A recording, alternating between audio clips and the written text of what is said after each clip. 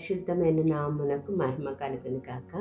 దేవుడు మన జీవితంలో దయచేసిన మరొక నూతన దినమును బట్టి, ఈ ప్రాతకాల సమయాన్ని బట్టి దేవునికి వందనాలు స్తోత్రాలు చెల్లిస్తూ, నాకు ఈ అవకాశం ఇచ్చిన వేకప్ విత్ గాడ్ వారికి కృతజ్ఞతలు చెల్లిస్తూ ఉన్నాను. ఈరోజు దేవుడు మనకిస్తూ ఉన్నటువంటి గొప్ప వాగ్దానం ఏంటంటే, నిన్ను అనేకమైన వాటి మీద నియమించెదను.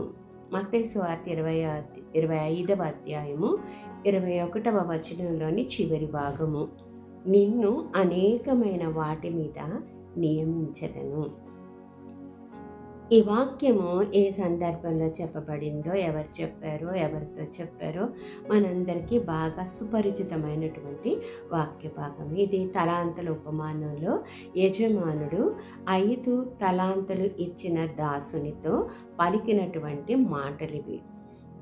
యజమానుడు దేశాంతరం వెళ్ళిపోయి మరి తిరిగి వచ్చే లోపల ఈ 5 తలాంతులు తీసుకొనినటువంటి దాసుడు చేసినటువంటి గొప్ప పని ఏంటంటే, యజమానుడు లేడు కదా, యజమానుడు చూడటం లేదు కదా, ఎప్పుడు వస్తాడో తెలియదు కదా అని తన స్వంత పనులు చూసుకుంటూ మరి ఈ పనిని వెనక్కి పెట్టలేదు. మొదటిది. రెండోది, యజమానుడు తిరిగి తప్పకుండా వస్తానని చెప్పాడు కనుక వచ్చినప్పుడు తనకిచ్చినటువంటి తలాంతుల విషయంలో లెక్క అడుగుతాడు అని ఎరిగినవాడే.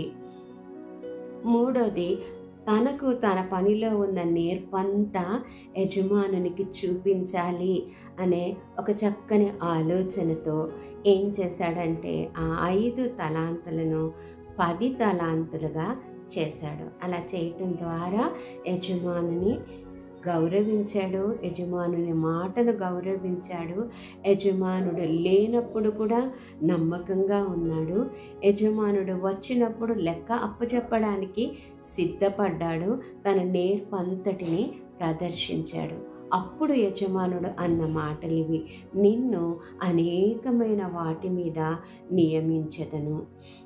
చాలామంది అది చూసి ఈయనకు 5 ఇచ్చాడు కదా, ఇంకా ఉన్నవాడికే మళ్ళీ ఎక్కువ కూడా ఇస్తాడా అనే క్వశ్చన్ వచ్చినప్పుడు వాళ్ళకి అర్థమైంది ఏంటంటే, ఎవరు నమ్మకంగా పనిచేస్తారో వారిని దేవుడు చూచుచున్న దేవుడు, మెచ్చుకునే దేవుడు, బహుమానమిచ్చే దేవుడు అని అర్థమయ్యేలాగా ఈ వాగ్దానం తెలుస్తూ ఉంది.